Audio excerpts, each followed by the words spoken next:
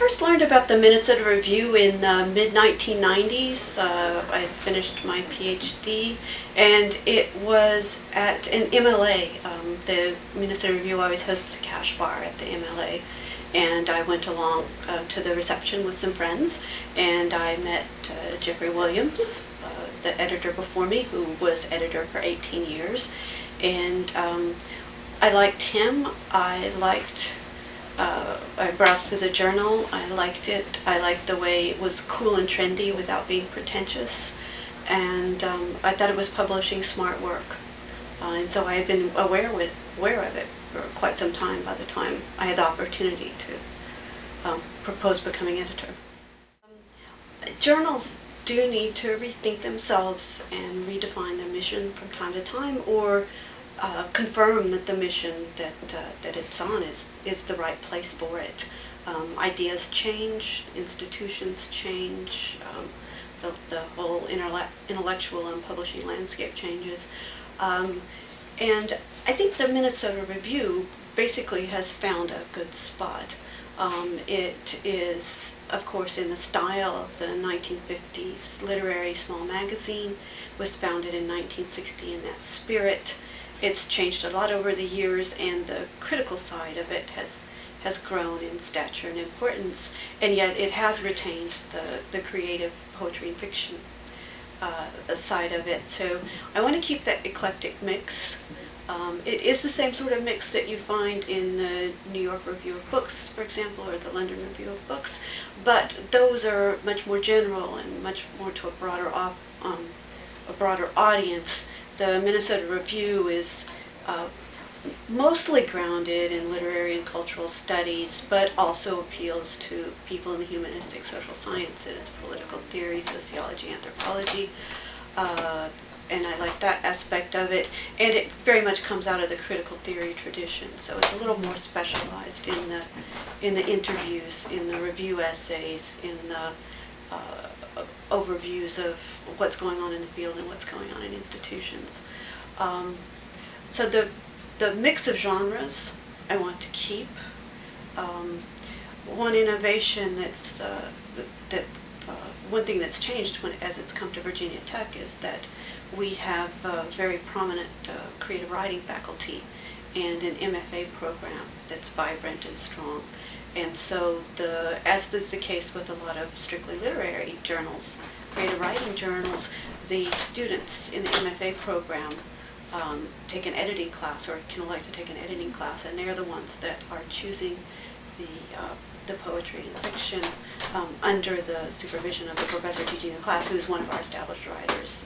Switches from time to time, and so we're trying to become even more visible and known in the creative writing world as it is now. As far as the scholarly critical side, it's not a change in the genres or the style of the writing, but I think in general we need to, in the Academy in general, look more globally, look more international, transnational issues. And the Minnesota Review has already started to do that. It's not like it's been America focused or parochial, but that's something I want to continue to do.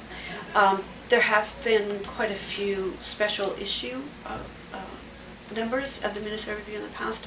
I want to keep those themed sections. It's usually not the entire journal issue that's themed, but a special focus. And the special issues that are coming up, the fall 2010, the next one, will have a special focus section on Franco-Italian political theory and exchanges between French and Italian philosophers. It features an exchange between Jean-Luc Nancy and Roberto Esposito, as well as a couple of review essays on other issues.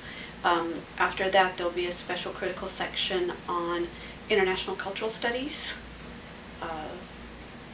Following that one, religion and the humanities. Why religion is suddenly a new topic to be taken seriously intellectual, after we might have thought that secularism had triumphed and taken over.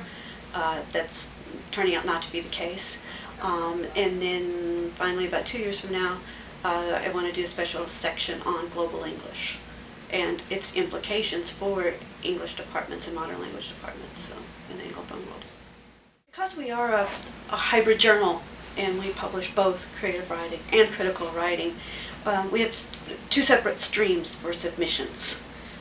The critical writing comes straight to my desk, and the first thing that we look at in the critical writing is, does this have the scope and the interdisciplinary general interest that makes it suitable for the broad audience that we have? Is it going to help people connect to a larger intellectual landscape? Maybe it has something to do with the history of criticism or the history of humanities. Maybe it's some kind of commentary on the institution. Maybe it gives us a sense of where a particular field is going, some kind of new idea or the new twist of the idea.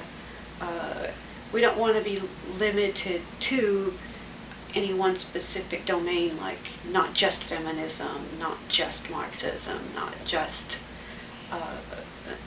theory, not just contemporary literature, but we want to span all those different domains.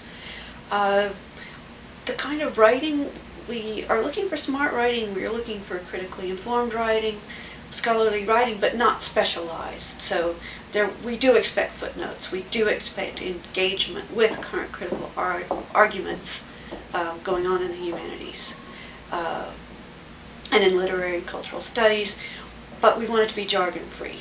We want it to cut to the issue and try to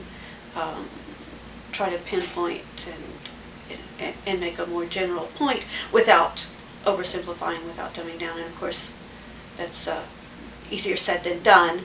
But I think the Minnesota Review has established a reputation as a place where the writing does tend to live up to those kinds of expectations. I want to help provide signposts. So where are we and where are we going in a shifting world of ideas? And that's always a challenge, but it's always helpful and useful.